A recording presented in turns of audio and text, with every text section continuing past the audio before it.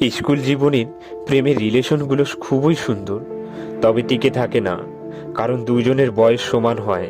তার ফলে ছেলেটি প্রতিষ্ঠিত হতে হতে মেয়েটি বিয়ের উপযুক্ত হয়ে যায় এবং বিয়ে হয়ে যায়। রাহুল ভাইয়ের স্টোরিটা পুরোই হার্ট টাচিং।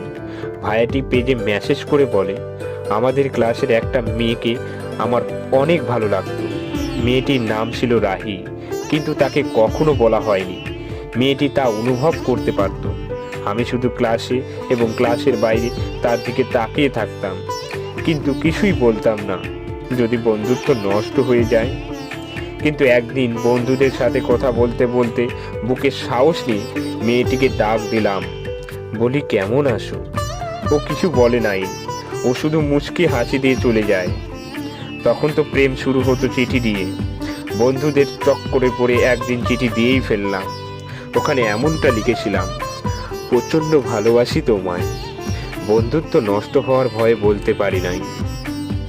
পরে ও ক্লাসে আসতো আর আমার দিকে তাকিয়ে হাসতো। কি বলবো, ভাগ্যটা অনেক ভালো ছিল।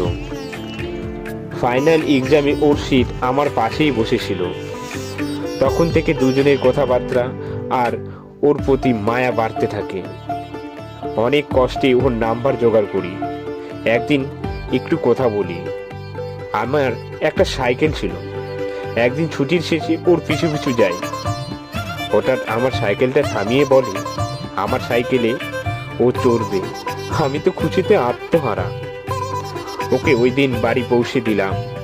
তখন থেকে আমাদের কথা হতো প্রতিদিন। প্রায় সে আমাকে ভালোবাসতে শুরু করেছে, কিন্তু কোথায় আসে না, কোনো সম্পর্কে থার্ড পার্সন আসলে সেই সম্পর্ক টিকে থাকে না। তার একটা বান্ধবী আমাকে পছন্দ করত, তাই সে আমার নামে অনেক আজে বাজে কথা বলতো ওর কাছে। তখন থেকে ও আমার সাথে কম কথা বলতো এবং ঠিক করে তাকাতো না আমার দিকে। কেন জানি আমাকে ইগনোর করতে শুরু করলো। আমার মনটা ভীষণ খারাপ। সে যে আমাকে ভালোবাসে তা কখনো বলেনি, কিন্তু আমি তা অনুভব করি। হঠাৎ একদিন দেখি সে স্কুলে আসে নাই।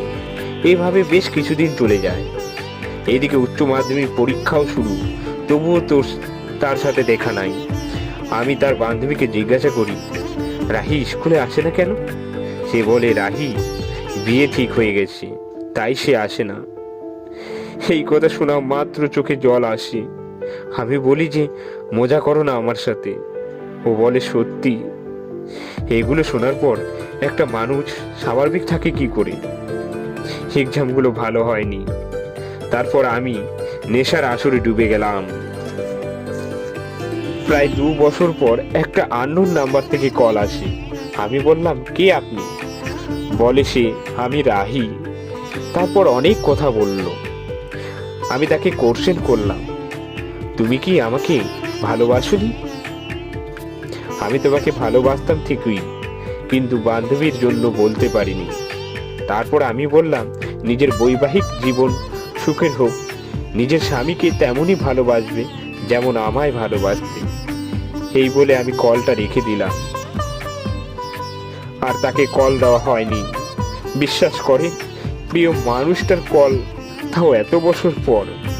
সত্যি কথা বলতে কলটা কাটতে ইচ্ছে করেনি। তবে জীবনে একটাই জিনিস শিখলাম, জীবনে কিছু মানুষের জন্য আমাদের সম্পর্ক নষ্ট হয়ে যায়, বিশেষ করে কিছু বন্ধুত্বের জন্য।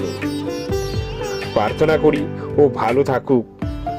আমার মতে স্কুল জীবনে রিলেশন টিকে থাকে যদি বাবার অনেক টাকা পয়সা থাকে, আর মধ্যবিত্ত হয়ে থাকলে এইসব স্বপ্নই না দেখাই ভালো। তবে জীবনের প্রথম ভালোবাসার মানুষের জন্য আলাদাই অনুভূতি কাজ করে। অনেক চেষ্টা করলেও তা ভোলা যায় না।